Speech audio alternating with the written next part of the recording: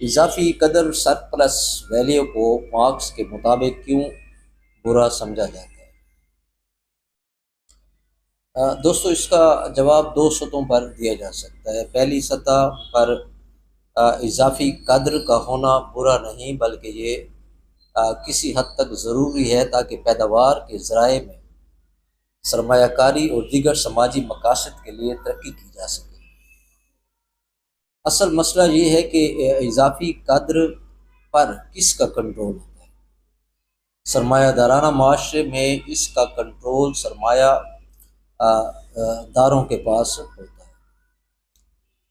دوستو، اضافی قدر کی ذاتی ملکیت استحصال کہلاتی ہے۔ یہ اس وجہ سے ممکن ہوتا ہے کیونکہ سرمایہ دارانہ نظام میں پیداوار کے ذرائع پر سرمایہ داروں کا قبضہ ہوتا ہے، جس کی وجہ سے مزدور مجبور ہوتے ہیں کہ وہ سرمایہ داروں کے لیے کام کریں۔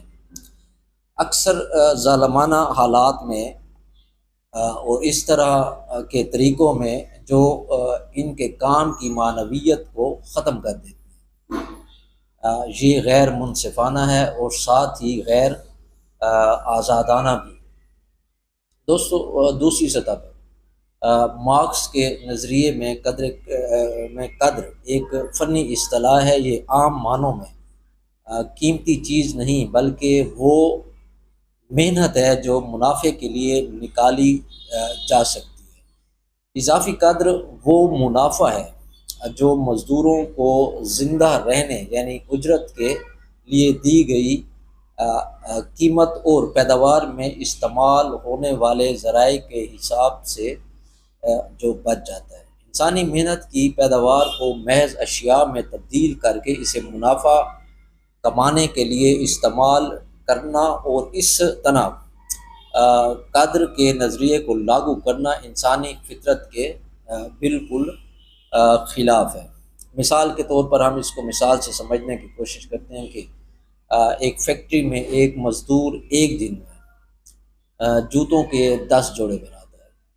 مزدوروں کی اجرت اتنی ہے کہ وہ اپنے اور اپنے خاندان کی بنیادی ضروریات پوری کر سکے، لیکن جو جوتے وہ بناتا ہے وہ کمپنی منافع کے لیے کمانے کے لیے بہت زیادہ قیمت پر بیچتی ہے۔ اس فیکٹری میں مزدور کو صرف اتنی اجرت ملتی ہے کہ وہ زندہ رہ سکے، جبکہ باقی منافع سرمایہ دار کے پاس چلا جاتا ہے۔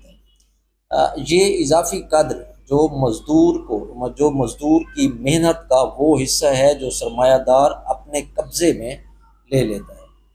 دوستو، مارکس کے مطابق یہ عمل استحصال ہے۔ تاریخی اعتبار سے مارکس نے برطانیہ کی کاٹن انڈسٹری کو استحصال کی ایک اہم مثال کے طور پر پیش کیا تھا۔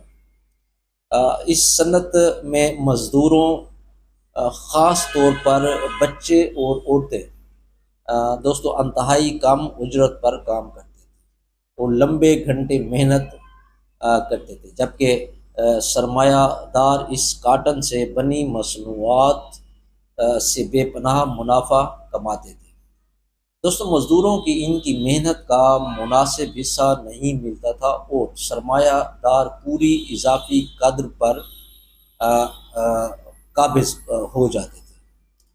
کمیونزم میں جو لوگ تخلیق کریں گے وہ اشیاء محض منافع کمانے کے لیے نہیں، بلکہ ان کے حقیقی فائدے کے لیے بنائی جائیں گی۔ لوگ خود طے کریں گے کہ انہیں کن حالات میں اور کس مقصد کے لیے چیزیں بنانی ہیں۔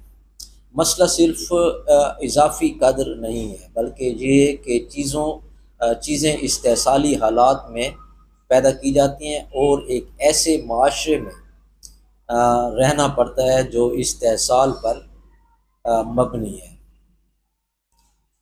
یہ مثالیں دوستو مارکس کے نظریے کو مزید واضح اور تقویت دیتی ہیں اور اس بات کو سامنے لاتی ہیں کہ سرمایہ دارانہ نظام میں اضافی قدر کیسے مزدوروں کے حق پر ڈاکہ ڈالنے کے مترادف ہوتی ہے۔